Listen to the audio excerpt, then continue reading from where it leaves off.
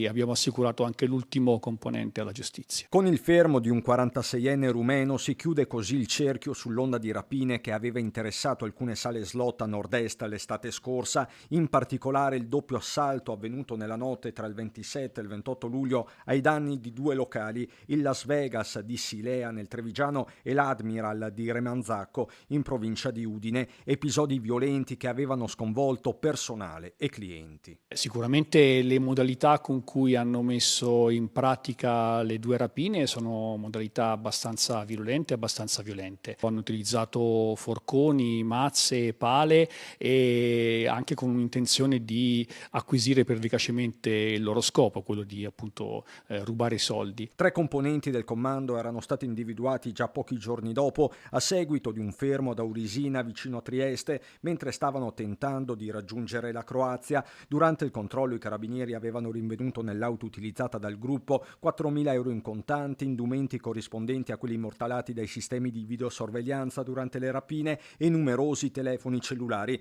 Da lì le indagini sono proseguite serrate fino a individuare il capobanda braccato nella zona di Milano. Ora, sottolineano dall'Arma, tutti e 4 sono in stato di fermo. Il fermo nella prima circostanza era stato convalidato con la custodia in carcere anche perché i soggetti si stavano allontanando dal territorio nazionale, sono stati presi proprio al confine con la Croazia.